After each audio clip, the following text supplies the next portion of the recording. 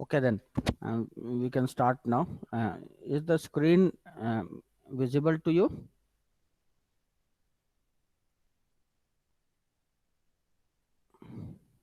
Yes, sir. Yes, Okay. sir. Okay. So we left here yesterday. We left here. So we'll be talking about multi-value dependency again. एक चीज ध्यान रखना, why does a multi-value dependency comes? It only comes when we are having a multi-valued attribute in a means जब multi-valued attributes को हम first case में जो handle करते थे, when we are repeating those values for different rows, so that becomes a multi-valued dependency. So in this case, if you are saying, so if I am having the same values of alpha for 4 rows, I get a repeated values, a set of repeated values for beta and gamma or z. So here alpha, beta and z, they can be all set of attributes. It is not mandatory that they are a single attribute, but they can be set of attributes. And we say that multi-valued dependency alpha determines beta holds on R if for every two tuples T1 and T2 such that alpha field of these two tuples are same, we also have two more tuples T3 and T4 such that their values in the alpha field are same, and we have beta and z field such that they alternate between each other. That means whenever I am finding T1 alpha is same as T2 alpha is same as T3 alpha is same as T4 alpha, I will be finding B1 with Z1 once and B1 with Z2 once. And similarly, I will be finding B2 for Z1 and B1 with Z1. So this is yesterday I explained how you are going to means write this definition. You have not to learn this definition. You have to make this simple table, or इस table के basis पे you can write this. So you have to learn only you have to understand only and the some theoretical parts in the of that. This portion you can generate using this table. So it is not mandatory that is T4. It depends upon the values, but you have to take care that we have two values for beta and two values for z also, and every value of beta should be paired with every value of z. So once this table is made, you can define write the definition. Now, if for any relation, if the multi-value dependency alpha to beta holds on the given relation, so if I am having a multi-value dependency, alpha determines beta on a given relation, and gamma is the rest of the attributes. That is, means gamma is r minus z alpha minus beta. So due to symmetry, because यहाँ पे देखो every beta value is being paired with every z value. Similarly, every z value will be paired with every beta value. So there is a symmetry between beta and z, and therefore if means MVD alpha determines beta holds, then alpha determines z will also hold. Therefore, in this case, if alpha multi determines beta is holding, so alpha multi determines z will also hold, and hence whenever we write a multi-value dependency, we write as a pair of symmetry. So it will be alpha multi determines beta oblique z. So what is alpha? Alpha is a set of attribute, beta is a set of attribute belonging to R, and z is all the attributes of R minus alpha minus beta. So every attribute of R except alpha and beta, they form the Z. So this is how a multi-value dependency is defined. Now this is a simple tabular representation of any multi-value dependency being true. Any multi-value dependency being true. So if I'm having four tuples T1, T2, T3 and T4.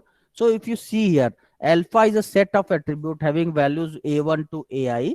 So every alpha 1, alpha 2, alpha 3, these are set of attributes. So alpha 1 will be getting all alpha A1 values, alpha 2 is getting all A2 values, and so on. So whenever we are having that left hand side set of attribute have the same repeated value for consecutive 4 rows, then the beta values should alternate with the r minus alpha minus beta value. So if you see this table, this is just a general representation of this table which I have discussed earlier.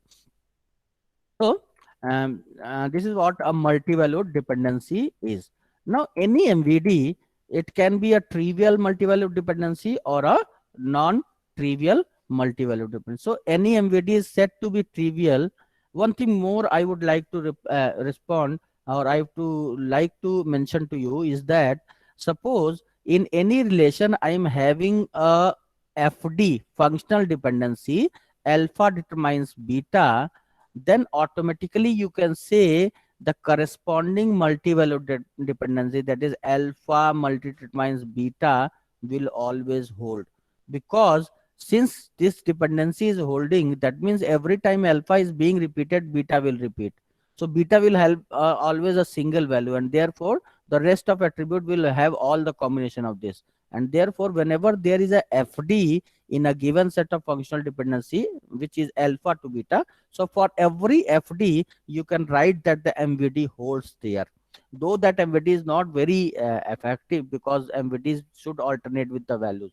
So anyway, so any trivial MVD, an MVD is said to be trivial, so alpha to beta is MVD, which will be trivial if either beta is subset of alpha. That means the right hand side is part of left hand side, or alpha union beta is same as R. That means alpha and beta, they contain all the attributes of R. So if we take the union, तो कोई भी MVD trivial कब होगा, जब beta यानी कि right hand side जो है वो लेफ्ट हैंड साइड का सबसेट हो या उसके बराबर हो, ठीक है। या फिर अगर ऐसा नहीं है तो लेफ्ट हैंड साइड और राइट हैंड साइड का अगर मैं यूनियन ले लेता हूं और उसके अंदर आर के, दैट इज ओरिजिनल रिलेशन के सारे एट्रीब्यूट्स आ जाते हैं, तो भी हम कहते हैं कि ये एमवीडी जो है वो ट्रिवियल एमवीडी है। और इसी एमवीडी के बेस पे एक अलग तरीके का नॉर्मलाइजेशन होता है, that is another level, and that is called the fourth normal form. So what does the fourth normal form says, a relation schema R is in 4NF with respect to set D of functional dependency. Now, till now, we have been representing functional dependency as F. So F is a set which represents only functional dependency, whereas D is a set which represents functional dependencies and multi-value dependencies. So D is a collection of F union all the MVDs of the given relation. So D plus will be the closure of the set of functional dependencies and multi-value dependency. So they say that the given relation R is in 4NF with set of functional dependency and multi-value dependency D, when all the MVDs of this relation are trivial. They are all trivial. So if either, तो दो condition होनी चाहिए, कोई भी relation 4NF में कब होगा, जब उसके जितने भी एमवीडीज हैं वो सारे ट्रिवियल हैं, या फिर अगर कोई एमवीडी ट्रिवियल नहीं है तो उसका लेफ्ट हैंड साइड सुपर की होना चाहिए। Remember, for a relation to be in 4NF it should be in 3NF और BCNF, it has to be there. So this you have to remember. So अब हमें क्या केस करना है कि कोई भी रिलेशन 4NF में कब होगा, जब उसकी सारी एमवीडीज या तो ट्रिवियल हो, या अगर कोई एमवीडी ट्रिवियल नहीं है तो उसका लेफ्ट हैंड साइड सुपर की होना चाहिए रिलेशन आर का। सो इफ वी से that any relation which is in BCNF will always be in 4NF, and that is mandatory। क्यों? क्योंकि BCNF का क्या कहता है, या तो सारे एफडीज ट्रिवियल होनी चाहिए, अगर कोई ट्रिवियल नहीं है तो लेफ्ट हैंड साइड सुपर की है, तो लेफ्ट हैंड साइड सुपर की होते ही what will happen, it will be in BCNF। So you have to remember this, if a relation is in 4NF it is always in BCNF। So we'll take one example here, fourth normal form. So what is that example? Suppose I'm having a table, say branch staff owner, and we are having these values in that. So if you see, for branch number we are having repeated values of the same values, and then we have any beach, then David Ford and David Ford. These are the two possible values of S name, and O name is Carol Farrell and Tina Murphy are the two possible values. So if you see, यहाँ पे we are having T1 is equal to T2 is equal to T1 alpha is same as T2 alpha is same as T3 alpha is same as T4 alpha, and we are having T1 beta is same as T3 beta, and we have T1 beta is same as T2 beta. So we are having these symmetry, and therefore we say that This particular given relationship, it holds two MVDs. The first one is branch number determines S name and the branch number determines O name. This MVD we can also write something like this. We can write branch number determines S name oblique O name. तो ये भी इस दोनों MVDs को हम ऐसे combine करके भी लिख सकते हैं.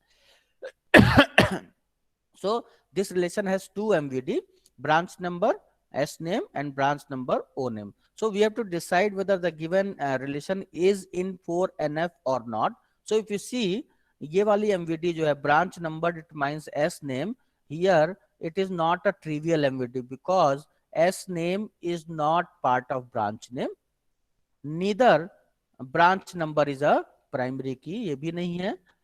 और इन दोनों का यूनियन जो है branch number union S number, still O number is not coming to the union of this two. Same is the case with branch number O name. Again, this is not a super key. The MVD is not trivial, and the union of both the sides, this is not generating the original relation. Therefore, these two MVDs, both of them are non-trivial, and hence the relation is not in 4NF. Therefore, the relation is not in 4NF. So, if you see here, what will happen? So, in this case, remember, because branch number is repeating here, so I cannot take branch number as a primary key. Similarly, S name, O name cannot be taken as a primary key. So in this case, branch stuff, what I do, I split this relation into two smaller relations. I split it as a branch staff and I split it as a branch owner. So now what happens? Branch number comes with S name and then branch number comes with O name. Now in this case, if you see the MVD branch number determines S name goes to the branch staff relation. The MVD branch number determines O name goes to the branch owner number. So these are the two MVDs here. So if you see what happens now, अगर इस relation को देखो तो इसमें क्या है, एक MVD है branch number determines S name, and if I take the union of both sides of this MVD, it will generate the relation branch staff. So it contains all the attributes. Similarly, branch owner के लिए ये वाली MVD है. If you take the union, it will contain all the attributes of the given relation, and therefore both of these MVDs are trivial, and hence the given two relations, they are in fourth normal form. So this is how we can define. So इस पे generally आपका short note आता है और multi valued और fourth normal form लगभग एक ही साथ पूछे जाते हैं. So this is what we had for this third unit. So third unit, so this is what we'll be covering in the syllabus. And now I will moving on to the next unit, that is the fourth unit, and we'll start with the transactions then. I hope you have got in detail about this MVD and your this fourth normal form. Is there any problem? Anybody?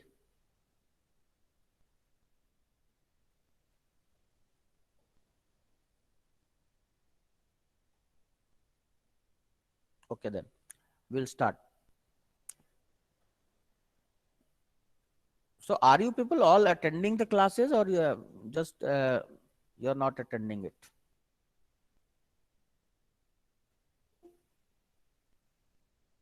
Okay. So we are attending the classes. Attending, sir.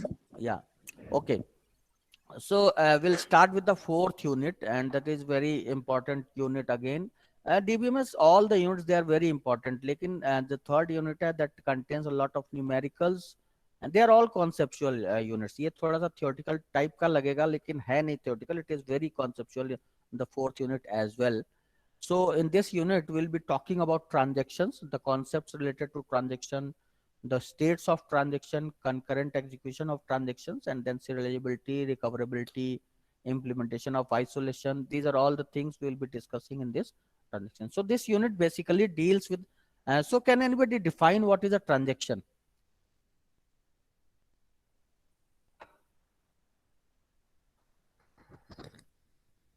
Okay, then I'll explain it to you. So any transaction is just a segment of code, or any query, or any program which possibly accesses the database and tries to update it. जो database से reading करता है और उस database को change करने की कोशिश करता है, that set of codes is called transaction. So we can say, if you want to define what transaction is, so we can say transaction is a unit of program execution that accesses and possibly updates various data items in the database. तो कोई भी programme, so if you are accessing your bank account from the ATM, what does ATM process is doing? It is simply accessing the database of the bank. Out of that database, it is accessing your account details, and it is if you are withdrawing the money, it will simply change the value of the final value of the account balance into your account.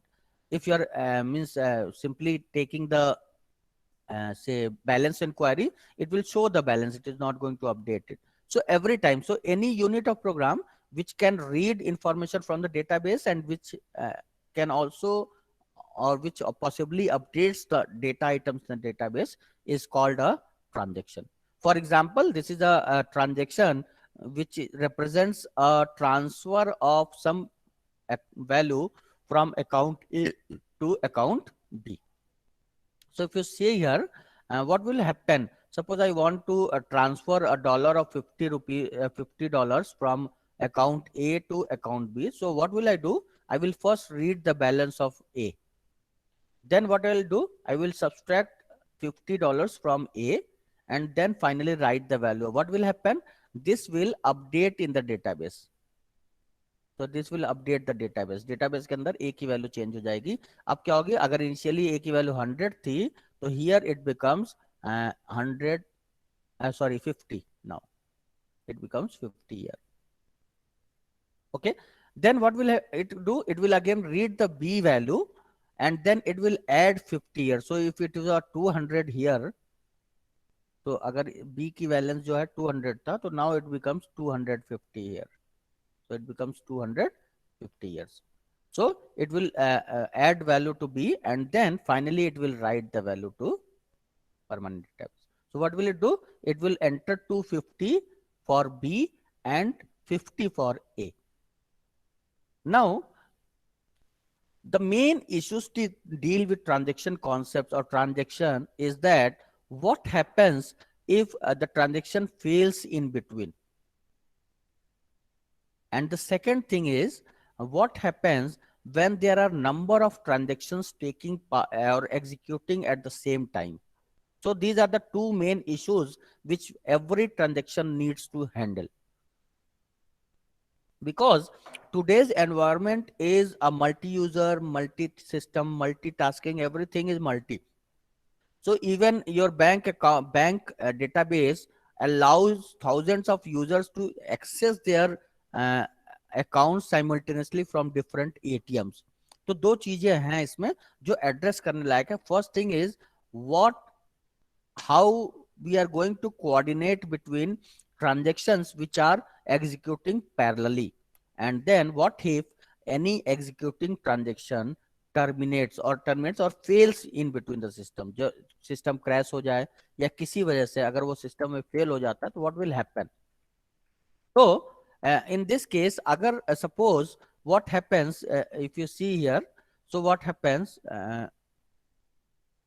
if you see here, यहाँ पे suppose initially the value of A was 100 and here the value of A become 50 after subtracting 50 from there. Now this transaction was about to start and at this time the system crashed. When the system was recovered, the value of A is 50 and the value of B is 200 still. But initial to the execution of the transaction, the value of A was 100 and the value of B was 200.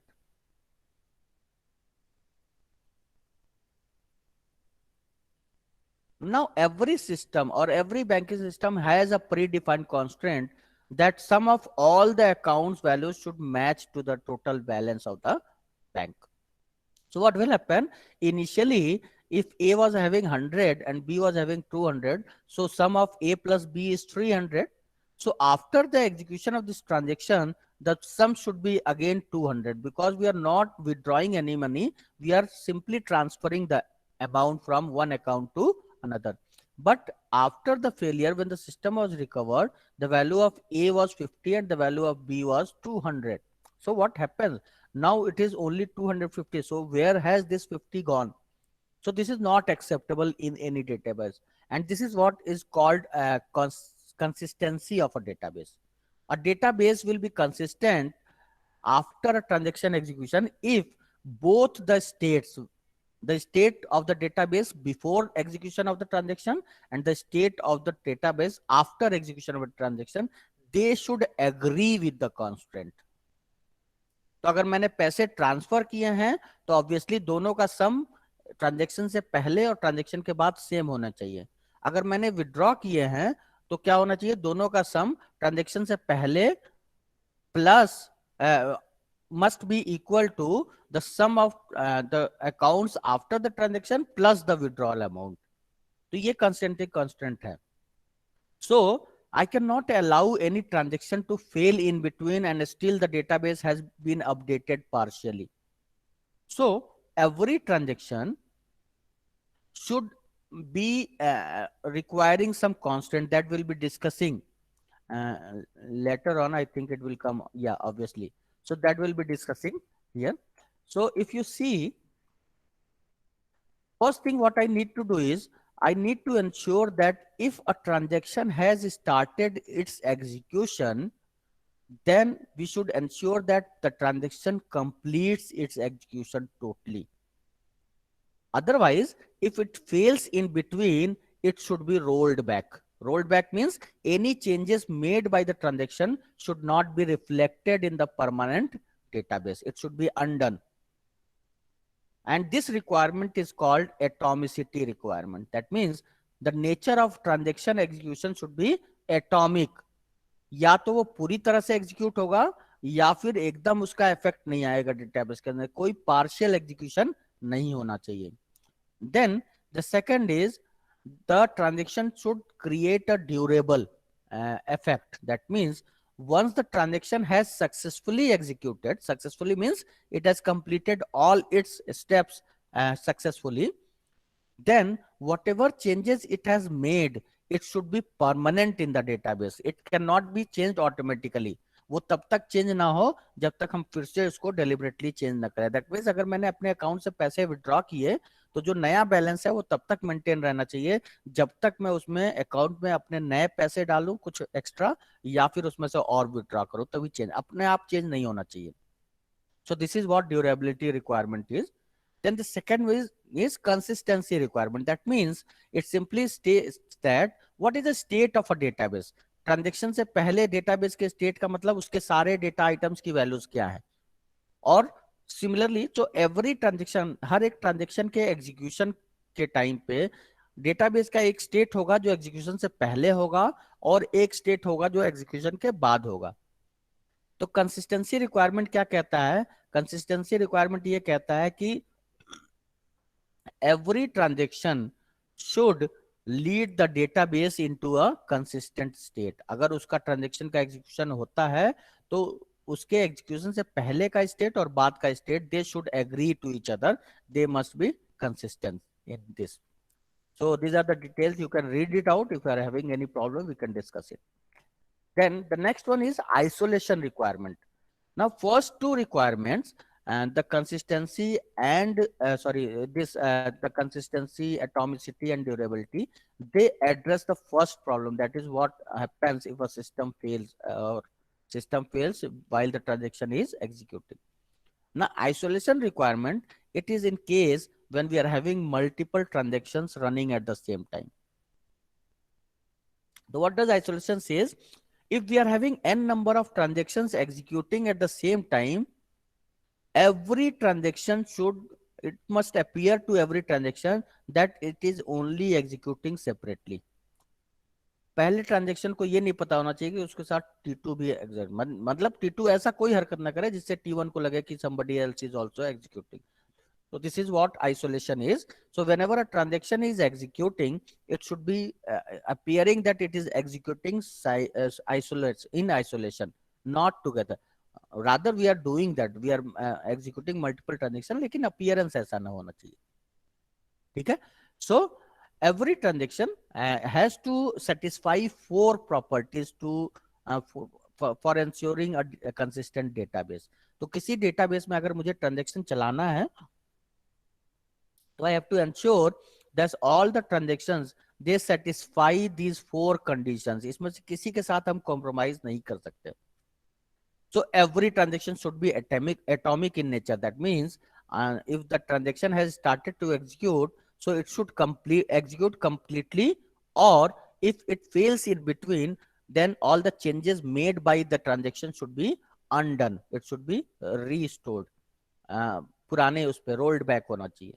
Then the states after and before the transactions they should be consistent in nature. Every transaction should work such that no other transaction is working with that. And then durability, whatever changes are made by the transaction successfully, I'm talking about successful changes, then that change must persist in the database even if the system fails. These changes can only change whenever we are doing so deliberately. तो अगर system fail भी होता है तो भी, तो ये question आता है आपका कि list out and explain the ACID properties of transaction. So ACID means A is for atomicity, C E for consistency, I is for isolation, and D is for durability. So these are the acid properties we are talking about. Now, whenever a transaction is executing, so every time a transaction is executed, a transaction can be in any of the following states. What is a state? A different change in the transaction.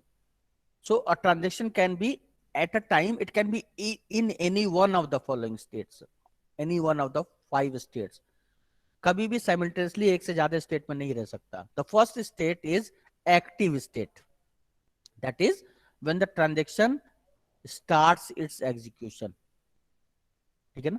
सो जैसे ही transaction start होता है execution, वो active state में चला जाता है और तब तक एक्टिव स्टेट में रहता है जब तक वो एग्जीक्यूट कर रहा है. जैसे ही वो अपना लास्ट स्टेटमेंट, तो अगर मान लो मेरे पास रीड ए है, then A is equal to something update operation है, एंड देन राइट ए है. तो ये अगर एक ट्रांजेक्शन है तो यहां जैसे स्टार्ट होगा वो अपने एक्टिव स्टेट में चला जाएगा, यहां तक वो एक्टिव स्टेट में रहेगा. जैसे ये फाइनल स्टेटमेंट एग्जीक्यूट हो जाएगा वो कहां चला जाएगा? Partially committed state. Committed means it is ready to, committed means it has means made the changes to the permanent database. Commit करने का मतलब जो भी ट्रांजेक्शन ने चेंज किया है वो मेरा परमानेंट डेटाबेस में अपडेट हो चुका है. और partially committed means it has executed, the transaction has executed completely, but the permanent database has not been updated. It is now starting the process of updating the permanent database. ठीक है. Now from partially committed state, now another state is the failed state. So a transaction will enter a failed state only when it is discovered that the normal execution of the transaction cannot be done. Cannot be done. And once it has decided the normal execution of a transaction cannot be done, once the transaction enters in the failed state, what we'll have to do? We have to roll back the transaction. That means whatever changes it has made so far in the database, it should be undone. It should be restored to the previous value, and then the transaction can be terminated. And this is called, then we say that and the transaction has aborted. So in this case, once a transaction has aborted, we have two options. Either we can restart the transaction, or we can kill the transaction. So both of the options are there. So depending whether we can, we had only some simple errors, then we can restart it. But if we have some internal logical errors, so we should kill the transaction. And the fifth state is committed state. That means once the transaction has executed successfully and it all the database has been updated, all the database has been updated to the permanent database, we call that transaction has entered into a committed state. So this is the state diagram of any transaction. The moment the transaction starts, it enters into active state. From active state, it can move to any of the two states. Active state से अगर वो successfully चल रहा है तो सारे statements execute हो गए तो पार्शियली कमिटेड में जाएगा. अगर सारे स्टेटमेंट्स एग्जीक्यूट नहीं हुए थे और उसी बीच में किसी तरह का फेलियर आ गया तो वो फेल्ड स्टेट में चला जाएगा. From partially committed state also it can go into the failed state. And from partially committed state अगर सक्सेसफुल एग्जीक्यूशन हो गया और सारे डेटाबेस अपडेट हो गया तो वो कमिटेड स्टेट में चला जाएगा. और अगर फेल्ड नहीं हुआ तो वो फेल्ड स्टेट में जाएगा. और फेल्ड स्टेट से जैसे मैंने डिसाइड कर लिया कि उसके साथ क्या करना है, I have aborted the process. So these are the two terminal states, the committed state and the aborted state. So any transaction which starts execution, it will start in the active state and after the end it will either go to a committed state agar successful execution ho gaya to, or it will go to a aborted state if the execution was failed due to some reason, due to various reasons. So after this transaction states, we can talk about this concurrent executions. What are concurrent executions? So when concurrent execution is a scenario where an n number of processes they are or n number of transactions are being executed at the same time concurrently. Okay. So why do we do so? We try to execute multiple transactions to run concurrently on the system just to increase the processor and disk utilization. हमने पढ़ा था operating system के अंदर. So I want to increase the processor utilization as well as I want to increase the disk utilization. And then we need to reduce the average response time. So what is the response time? Program start हुआ execution और जब उसने first output दे दिया, that is called the response time of any transaction or any process.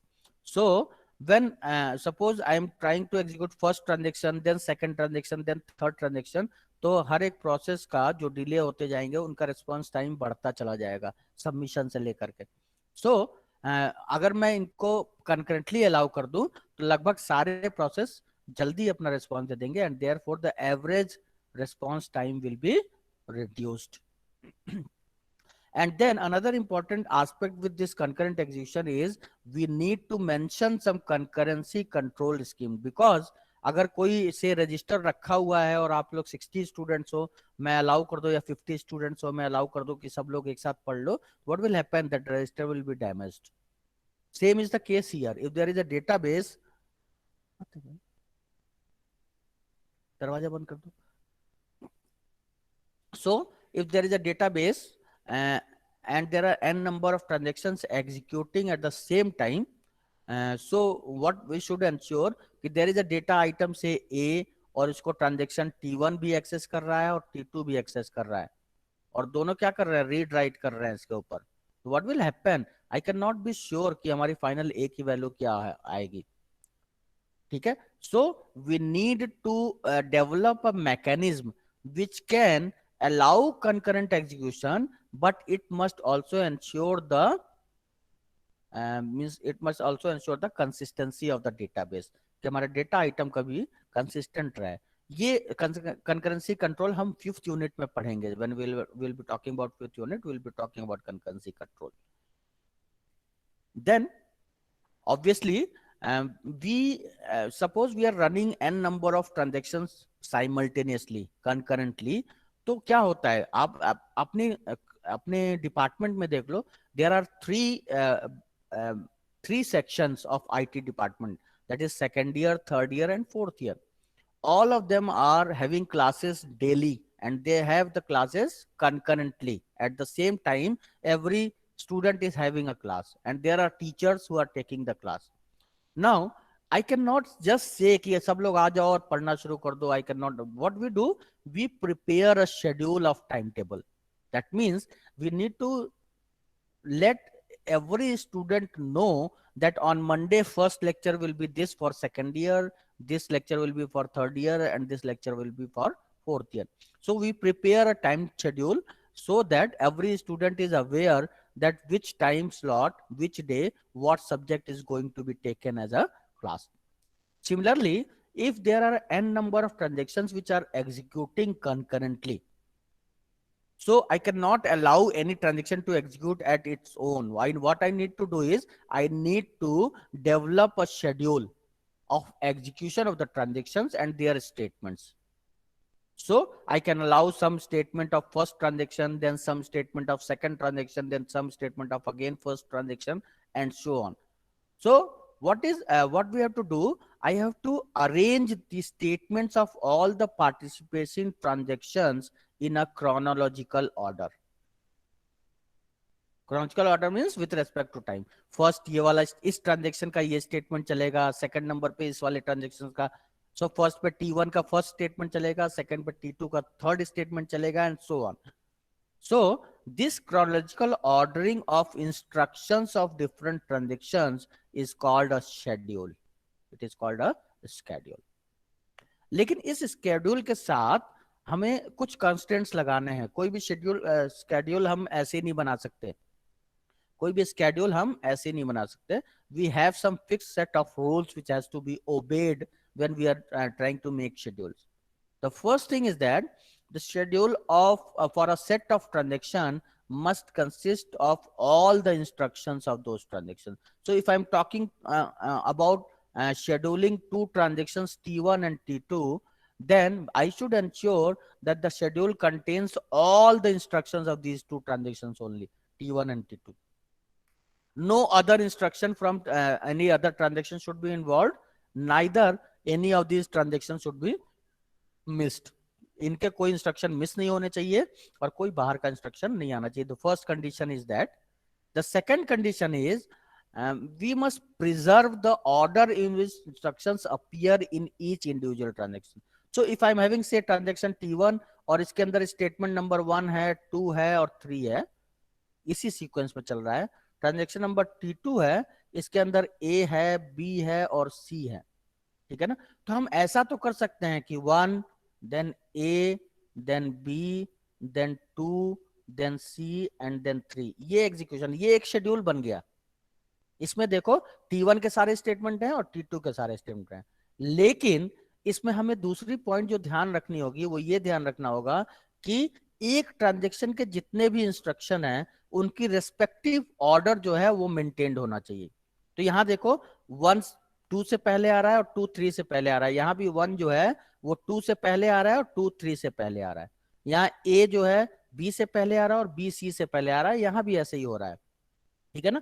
तो ये order maintain होना चाहिए with in transaction. जो भी सीक्वेंस ऑफ स्टेटमेंट्स हैं वो हमेशा मेंटेन होना चाहिए. Then a transaction that successfully completes its execution will have a commit instruction at the as the last statement. So every transaction should have a commit statement as a last statement. जहां पे commit statement क्या करता है, उस transaction ने database में जो भी चेंजेस करे हैं उस डेटाबेस को परमानेंट डेटाबेस के अंदर अपडेट करता है, फाइनली राइट करता है. ठीक है ना. अगर आपने कमिट नहीं कर रखा है और कोई डीएमएल स्टेटमेंट चला रखा है तो आप सिस्टम बंद करोगे तो वो डीएमएल स्टेटमेंट जिसने भी चेंज करा था it will not be affected in the database. So every time you are making a DML change, जैसे आपने कोई वैल्यू अपडेट करी है तो you should run a commit statement. Commit statement क्या करेगा, जो भी चेंजेस करे हैं उसको आपने परमानेंट कर दिया. If you have not committed और रोल बैक चला दिया तो वो अनडू हो जाएगा जो भी आपने चेंजेस कर रखे हैं. सो that is what every transaction. So last statement of every transaction should be commit. So एक commit इसका होना चाहिए और एक commit इसका होना चाहिए. और इसी तरह से यहाँ पे commit statement आना चाहिए. 3 के बाद ये आना चाहिए, C के बाद उसका commit statement आना चाहिए एंड वो सारी चीजें. By default transaction assumed to execute commit instruction as a last step. तो बाय डिफॉल्ट हम ये मान के चलते हैं कि हर एक ट्रांजेक्शन का कमिट स्टेटमेंट लास्ट स्टेटमेंट होगा, लेकिन ट्रांजेक्शन में कमिट इन बिटवीन ऑल्सो, वो depends upon the logical programming कि हम क्या क्या अलाउ कर सकते हैं उसमें, ठीक है ना। And then the next important thing is whenever a transaction fails to complete its execution successfully, we need to abort all the instructions as the last statement. तो अगर ट्रांजेक्शन फेल होता है तो हम सारे इंस्ट्रक्शंस को abort करना पड़ेगा, that should be rolled back, और उस केस में last statement should be about a abort statement. So if you see here, this is a schedule where transaction T1 and T2 are participating, and what T1 is doing, it is simply subtracting some value of from A and adding it to B. And what T2 is doing, it is as making some percentage increment to A, and then adding that increment to B also. So what we are doing, that is what a schedule is. तो इस case में देखो, it is a schedule where transactions of T1 precede all the statements of T2. So here, if I say the execution sequence is T1 followed by T2, that means all the statements of T1 will be executed and then all the statement of T2 will be executed, and such type of schedule is called a serial schedule. इसको हम बोलते हैं serial schedule. क्यों? क्योंकि transaction के सारे statements एक transaction के फिर फॉलोड बाय दूसरे ट्रांजेक्शन, तो ये हमारा कहलाता है सीरियल शेड्यूल. सो इस केस में T1 followed by T2, then in this case T2 first and then followed by T1. And this is a concurrent schedule where कुछ स्टेटमेंट्स T1 के, कुछ स्टेटमेंट्स T2 के, देन T1 के, then तो the schedule in which the statements of different transactions are interleaved with each other is called a concurrent schedule. तो ये दो चीजें हम जान चुके हैं, what is a serial schedule and what is a concurrent schedule. So आज के लिए we have to be इतना ही रखते हैं. Next class will be talking about serializability concepts. This is what we have for today.